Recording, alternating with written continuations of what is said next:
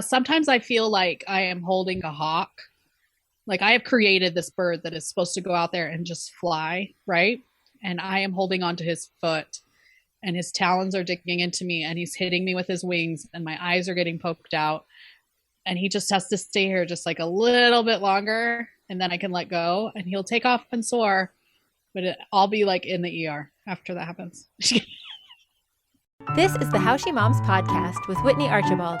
I'm a mother of 5 on a mission to help moms connect with your kids, manage your homes, and create your own unique version of motherhood. I curate ideas from different moms so you can pick and choose what works for you and your family. That opening quote is by Hillary Erickson, mom of 3 and founder of the website and podcast Pulling Curls, and it's my favorite new analogy for raising teenagers. If you're also feeling scratched and beaten, you've just found your people, other teen moms who are trying to learn the art of falconry as we try to connect with these awe-inspiring, feisty raptors in our care. Of course, not all teenagers are the feisty variety. Maybe you're connecting with your kids more than ever now that they're teens. Or maybe they don't lash out and start arguments, but they withdraw into their own little world. Whatever teen personality you live with, this episode offers 14 concrete tactics for connecting with teens from 10 different teen moms, 11 if you count me, most of whom are also struggling to figure out this stage of parenting, but have found a few things that work. Like many of you, I could do a whole masterclass on what not to do when trying to connect with your teens, most of it from direct experience. Especially when the teen scene is new to us, it can feel like every effort to communicate and connect is a failure. But just the fact that you're putting in the effort and actually listening to a podcast about connecting with your teen is a sign that you're already doing better than you think, even if most of your interactions feel negative. Maybe especially if your interactions are negative. I learned this truth from Wendy Mogul, a clinical psychologist and author of The Blessing of a B-, using Jewish teachings to raise resilient teenagers.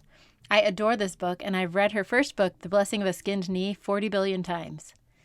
Wendy Mogul says, "Teenage rudeness is a paradox. It lets you know that your teen is trying desperately to separate from you and that you are the safe person who can receive their frustration with not yet being all grown up.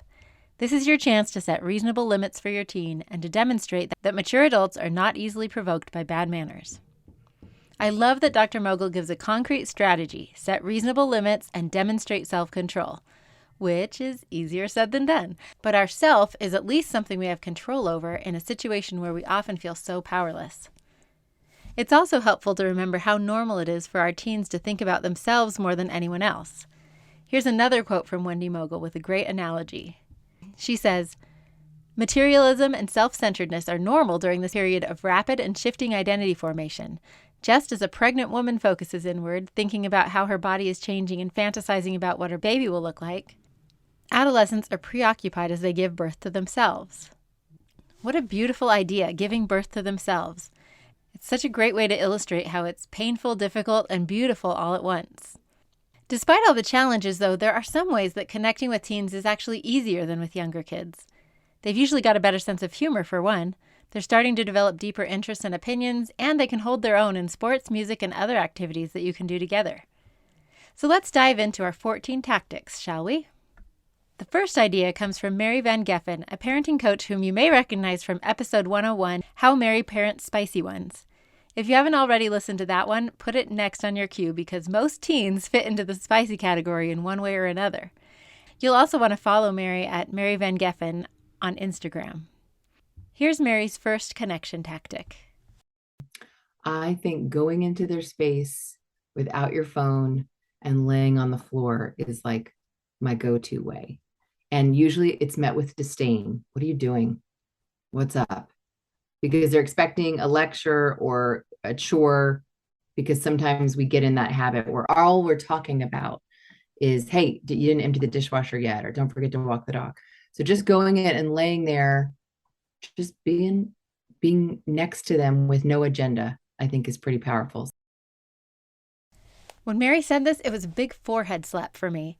I realized that I'd been missing an obvious connection opportunity that my son had basically just been putting in my lap. He's really good about popping in to say goodnight on his way to bed, and he'll come in and sit on the chair in our room. Too often, my husband and I see that as an invitation to finally broach one of the topics on our list of things to discuss with him, like grades or finances or college. It seems so ridiculously obvious when I say it out loud. We have this great chance to connect and enjoy each other's company, And instead, it ends up with him storming out saying he doesn't want to talk about it. Duh, of course he doesn't. He was looking for a connection, and we put up a wall instead.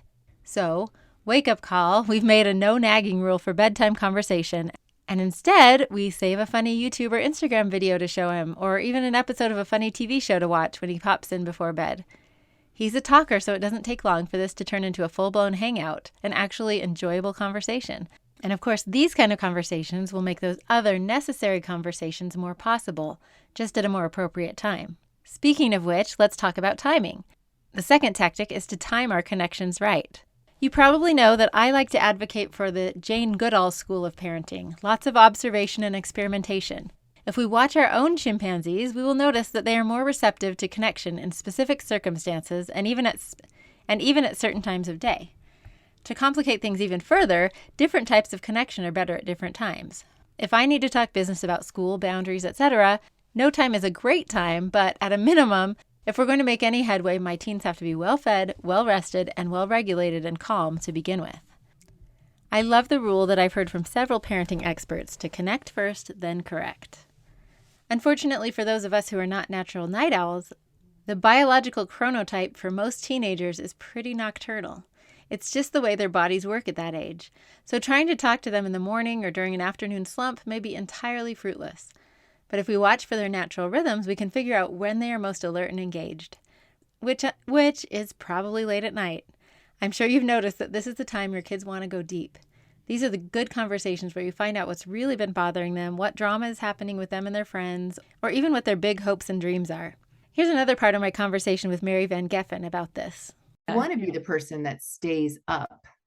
I'm struggling with that. Me too. So now that I have like a 17-year-old, it's 11 and she's like, oh, I'm running a little late. I think I'll be home closer to 11:30. And I'm like, so now we have this new thing where I set an alarm. She's going to be home by 11:30. I set the alarm for midnight and she needs to come in and turn it off. And then I'll know she's come back. But I know I'm missing like a great conversation. So I try to stay awake, but it's hard. Yes.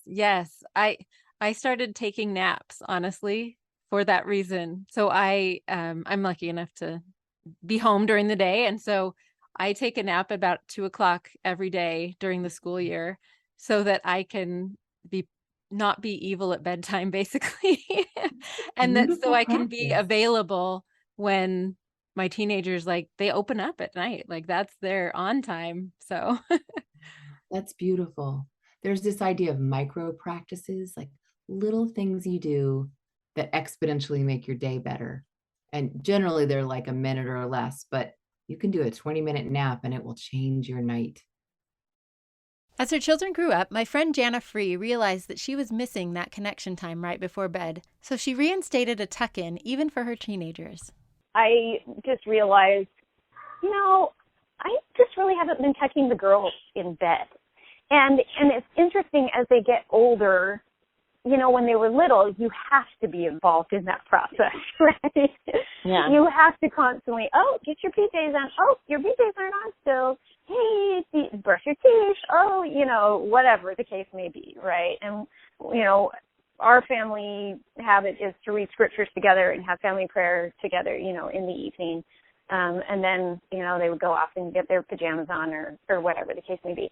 And as the kids get older, I think what's happened, and it's understandably so, especially when they're in high school, they have homework. So you read scriptures and have family prayer. The younger ones go to bed if, there are younger ones. Or now what's happening with, the 3 girls at home, they're older. So homework, I haven't necessarily been tucking them in. And so I just thought, I should be tucking them in and just talking with them. And not that I don't talk with them other points of the day, but yeah. I think I'm going to, do this. Yeah, it's kind of nice to have that last touch. Even a quick good night before bed is a nice checkpoint. As I mentioned before, I love that my oldest son often pops his head in to say goodnight on his way to bed. And I know a lot of families have their teenagers check their phones in at night before bed, often at a charging station in the parent's bedroom. So that can be another way to get in that goodnight connection. That last tip about timing is a good introduction to the next one, which is a pretty obvious tactic to most of us who have teens. Connecting over food. In fact, my preferred strategy for the hard conversations is to take my teens out to eat dinner or a treat, start with pleasant conversation, and then bring up the issue I want to talk about when eating is well underway. Even if the conversation topics aren't to their taste, at least they have a good taste in their mouths. I've been doing this for years with my kids when they practice music as well, to elicit a Pavlovian response. I keep a lockbox with hard candies by the piano and give them a Jolly Rancher or butterscotch to suck on while they play. Food also offers a distraction. Here are Hillary Erickson's thoughts about this. It always involves entertainment. So like watching TV together or food. They have to be distracted enough to let their guard down and to actually connect with them. Although you can do, like, I took my daughter to the grocery store. We had a really good time, just talking about like how she'll shop when she moves out. You almost have to distract them with something else though. If you literally just are like, let's have a one-on-one talk, that will just blow up. Like, they don't want that. None of that. The next tactic is my favorite. I'll let Mary Van Geffen introduce it. And in case you're keeping track, this will be the third animal metaphor we use for teens. Try to be cognizant, open to, aware of play initiation from them. So my daughter is like a cat. Half the time she will scratch you if you initiate it, but there'll be other times where she comes up and rubs up against you and you just got to go with it. So seeing when they initiate it and not like holding them accountable for the last time they didn't want to talk to you, right? They're here, it's go with it. And like same with my son, if he throws a blanket over the dog, okay, he's doing that to be silly around me. I'll save the dog. And now we're playing, and he's, 15. So play really decreases. So I'm just kind of always scanning where can we add more play and not have it be a time of me teaching them something or telling them to do something, which happens a lot naturally. This was another great reminder for me. When she said this, I tried to think of the last time I'd been playful with my teens, and it was much harder to think of than it should have been. There's always somewhere to be and something to do, but play is well worth the pause. So I started doing what Mary suggested and looking for opportunities to play. For example, one day when one of my teenagers got home early, he was giving me the typical one-word answers about his day, and I started just kind of shadowboxing around him while asking questions.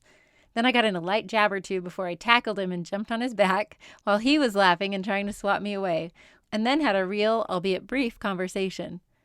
Maria Eckersley is the queen of fun. Here's one of her suggestions for some spontaneous fun with teens. I learned from my husband's mom, they did something called midnight runs, which means when you have teenagers, it gets harder and harder to have play. It has to look very different.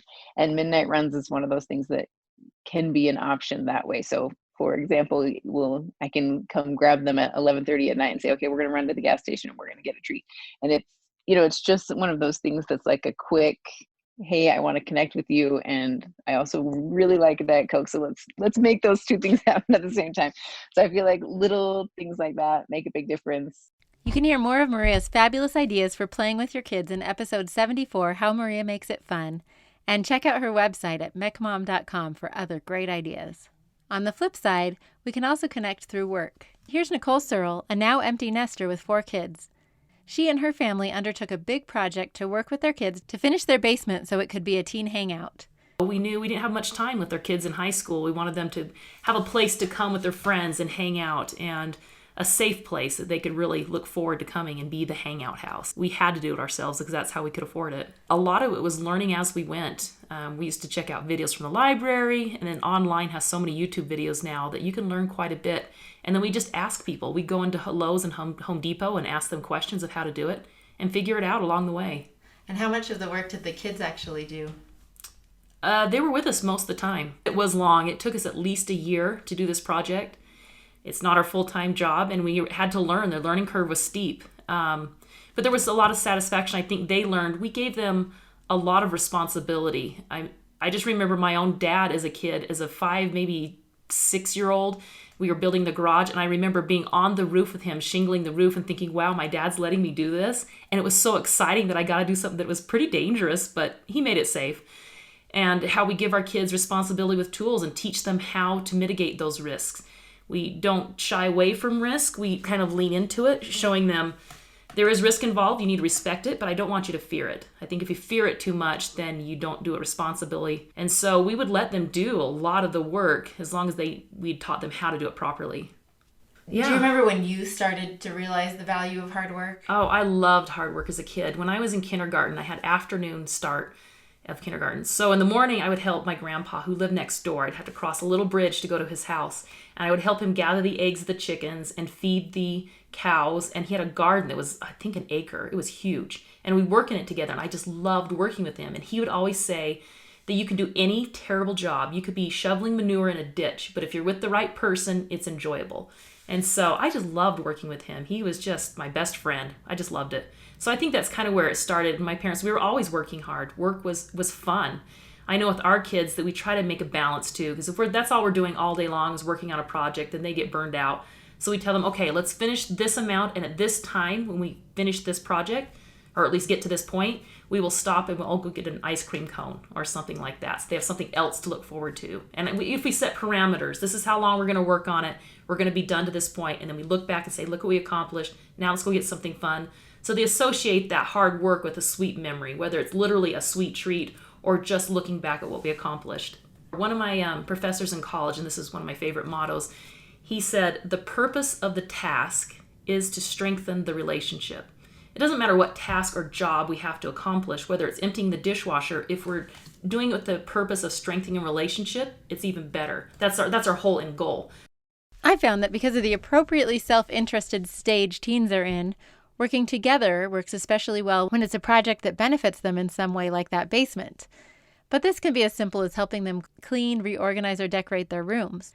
One of the best ways I've connected with my teens through work was when painting their rooms together. We talked, listened to music and podcasts, and got to feel pride in our work together. Great bonding right there. Yard work is another great way to spend quality time together, topped with a nice sense of accomplishment. My second son and I recently spent a whole Saturday trimming a tree and clearing pine needles under it, and we actually had a great time and felt very connected. We often think of technology as our enemy when it comes to connecting with kids, but it can also be our greatest ally. Here's Catherine Perlman, a licensed clinical social worker and author of a wonderful new book for kids called First Phone. One thing that I always talk about is with teenagers, texting is another way to talk to your teen in a way that's much easier for them. So if you think your kid is going to tell you their problems face to face, that's not happening. Most teens have a hard time initiating the conversation, but they have a lot easier time texting. And so if I see my daughter is going through something and she can't talk about it, I might just say, text me what's going on. And that will start the conversation and break the ice. And then we could bring it offline again and then talk in person. You can look forward to hearing the rest of Catherine's interview in a couple of weeks as part of a series about managing tech in our families. I love the idea that texting is a non-intimidating way to communicate. This felt like another duh moment for me, so I've started small, just texting them things like good luck on your test today or thanks for clearing the table this morning. I especially like the potential for showing gratitude through text, since it's so easy to venture into nagging territory both through text and in person. The next tactic might also sound obvious, but it's attending their events. My friend Jana Free, that I mentioned earlier, took this a step further and made it a family priority. From the first sport that anybody was in, concerts, whatever, recitals, we all would go together, unless there was some other, like obviously on occasion you have to divide and conquer. And so then the whole family can't go. But when Josh started cross country, when he was 12, Zan was, I think, 2 or 1. No, she was 1, I'm pretty sure. And everybody would go to the cross country meet, and so she grew up like cross country. She called it country. And all of the band concerts and orchestra and choir and plays and, no, it wasn't always easy, but, we felt like it was important that the whole family be there to support one another. And, Samantha, her freshman year of college, and she was in women's chorus, and she had her first concert, and nobody was there at her concert that she knew, right? And she shared this with us like quite a while after that first concert had even happened, but just that was really hard for her, right? To not have somebody there, like to have her family there, because we always had done that kind of thing, and we still do, right? We when the other girls have things going on, we go and we support, and to, as a way to show our love and that we care. Jana is one of my personal parenting mentors, and she's also a parenting coach and a mother of 7. You can find her at transformativeyoucoach.com. Watching her with her family is incredible. They have such a close and loving family. So Jana's going to introduce the next tip too, making your house a place where teenagers want to gather. When the kids want to have people over, we encourage that. It's not always easy because inevitably, especially when it's teenagers, they're going to stay up late. But we want to welcome other people to come. This tip isn't for everyone, and it doesn't have to be. If everybody wanted to host everything at their own house, it wouldn't even work. So you can obviously decide if this is a tip that works for you. There was recently a great thread on Brooke Romney's Instagram feed at Brooke Romney Writes, where a mom specifically addressed the fact that this can be expensive because of the aforementioned affinity of teenagers to food and large quantities of it. I'll post Brooke's post to my stories this week and link to it on the post for this episode on my website, or you can just look for her post that says Mom to Mom Feeding Friends. Anyway, commenters gave lots of great advice for pooling resources with other families and ideas for inexpensive snacks like popcorn and Otter Pops.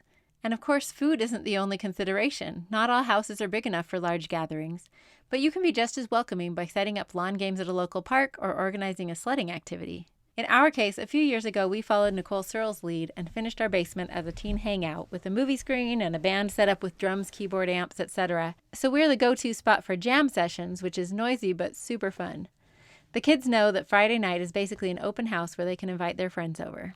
Jana's next tip is to connect with family traditions, both the big ones like holiday traditions and daily traditions, like when she mentioned that they do family scripture study and prayer each night. Other daily traditions like family dinner are great ways to have built-in connection with your teens.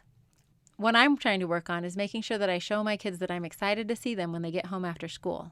Here's one of Jana Free's favorite family traditions. One really fun tradition that we have that I absolutely love is going on a winter hike. And we do that, I can't remember when it started, but, we all get our, it's kind of the first, here in Minnesota, you know how it is. Yeah. Go through the month of January, and it's so cold that you just don't even want to be outside, right? But Right. I remember, I think it was the first year that we did it, that it was, I think, right at the very end of January, and it was about a 30-degree day, which, of course, is heaven when you Right. have single digits and sub-zeros. And we all got our snow gear on and went out to Quarry Hill and just had a blast, just tromping through the woods, walking on the stream because, of course, it was frozen solid. And we've continued that tradition since then, and it's just a highlight. It's so much fun to just be together, and there's no agenda. We take a couple sleds and here's a sweet birthday tradition from Vanessa Quigley, the founder of Chatbooks and a mother of 7. The birthday child gets to choose what we have for dinner, and then we all go around the table to say what we love about the birthday child. And as our family has grown and people have left the nest, and I have children living all over the world right now, that tradition has morphed into our group text. And again, yesterday for my daughter's birthday, I was at dinner with her and 2 of her sisters, and we typed into our group text what we love about Claire, and then everybody else started pinging in with their thoughts, and we read them and shed tears together. And my daughter was like, "This is so weird doing it over text, not the same. It's not ideal, but it's still wonderful." And actually, I love that we have it documented, these sweet, tender things that normally just get said around the dinner table. And then I think, oh man, I wish I recorded that. You can hear more from Vanessa Quigley in episode 73, How Vanessa Tells Her Family Story. And I have a whole episode about other birthday traditions, episode 86, How She Celebrates Birthdays. The 10th tactic, also from Vanessa Quigley, is to learn your teen's love language and then use that language to connect. I was having a conversation with my girls, and we were talking about love languages and how, because my oldest daughter just got married and she's adjusting to married life. And I was asking her if she had done the love languages test. And when my kids were all young, I read the book about love languages for kids. And I thought that was a really interesting exercise to think about. How do each of my kids receive and give love? Because that's an important characteristic to know as a mother, as you're trying to cater to each of those individual little special people. Like, not everyone's going to receive love the same way. And I thought I had everyone figured out, but then my youngest daughter was like, well, my primary love language is touch. And this is right after all the rest of us got finished saying touch is like our least. No, we're way more, And then I'm like looking at her like, Oh no. my child. I really threw my arms around her and I'm like, Isabel, I love you. Okay, I'm so glad I know this. But this is reveals another truth of parenthood, is that like, it's never too late. Like there's no such thing as a perfect parent. You're never going to get it right from the beginning. And it's never too late to like open your ears and like take notice and make a change. So I'm going to start hugging and touching Isabel a little bit more.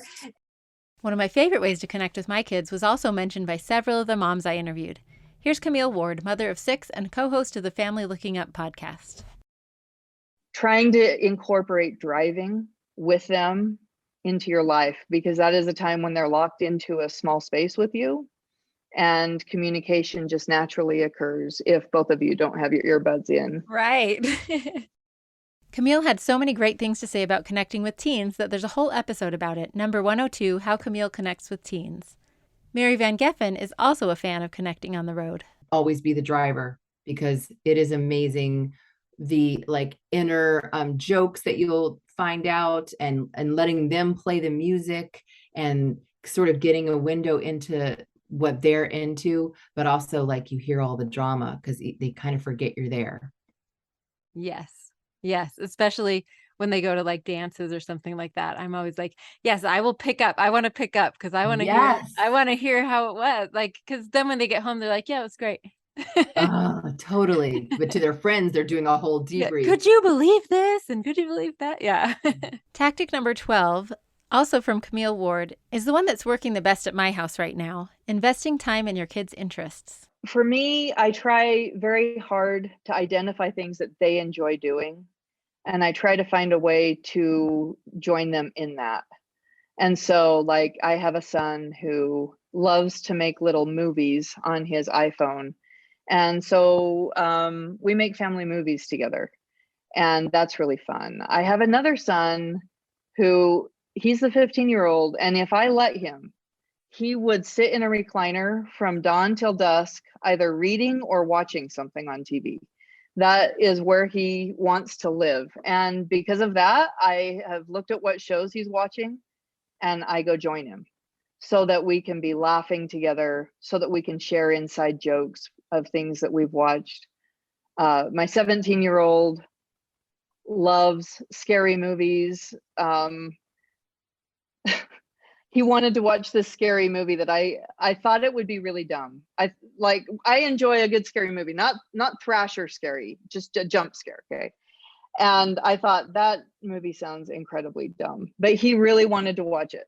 So he and I went down and we watched it, and we laughed the whole way through it. And to this day, he and I quote it, and we just think it's the funniest thing. If I had, my oldest son really wanted to do football, and so we did football through high school. We went to his games, we supported him.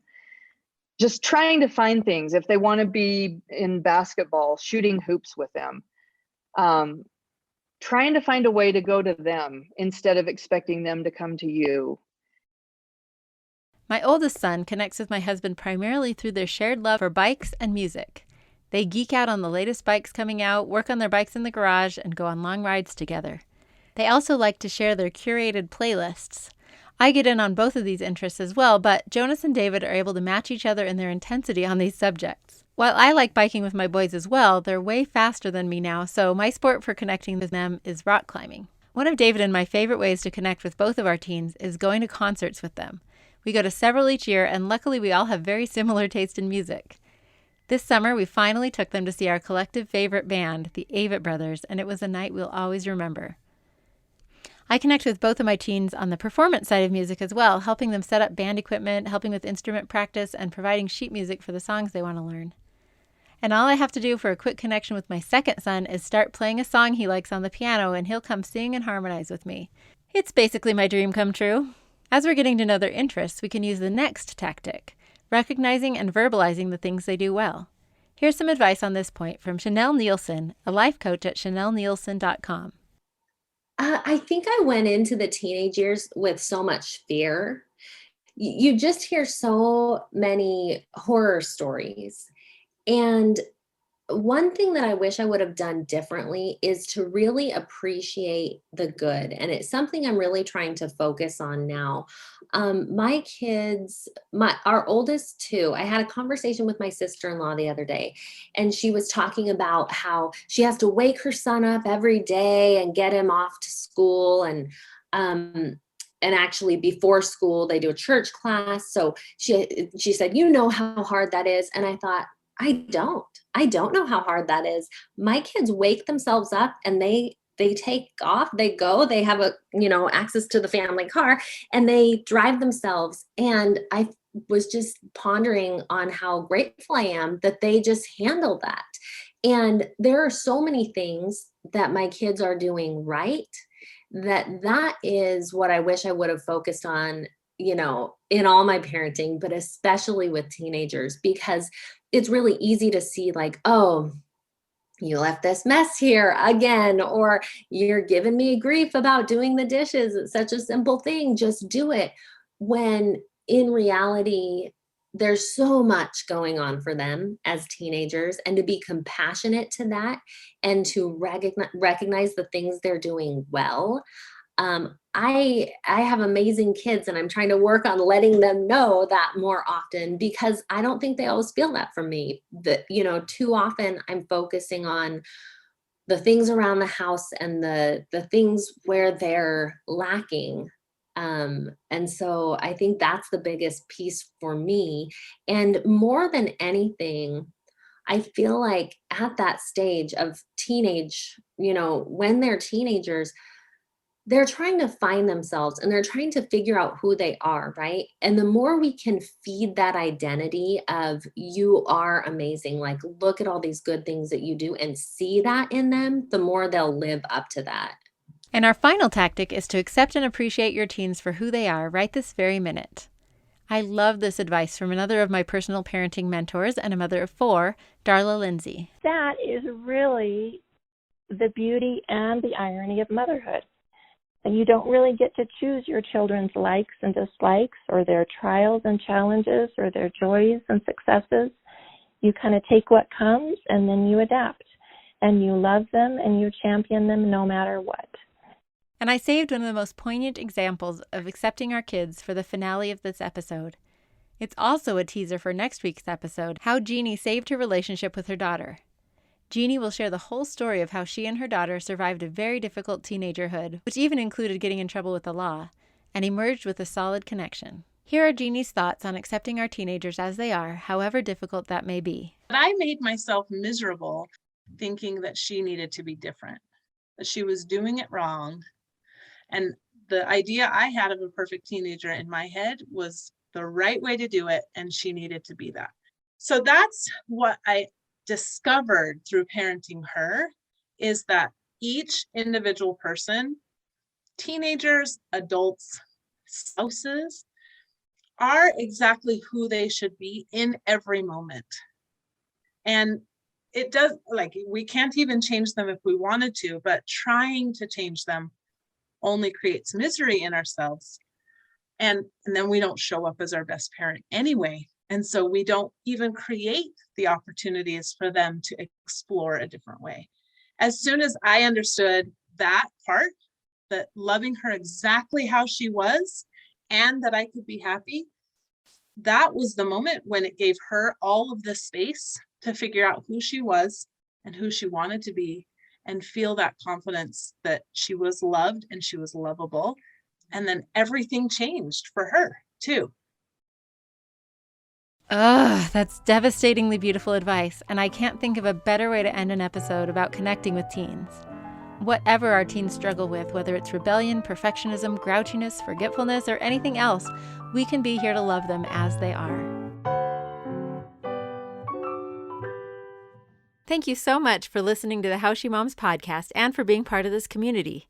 There are so many other ways for you to connect and hopefully also contribute. I share tips and ideas regularly on Instagram and Facebook at How She Moms. You can find past episodes and other resources at howshemoms.com. And you can always just email me directly at whitney@howshemoms.com. Special thanks to my own wonderful mom, Susan Singley, for recording my theme music. She played this song all the time when I was growing up, and to me, it's the soundtrack of motherhood.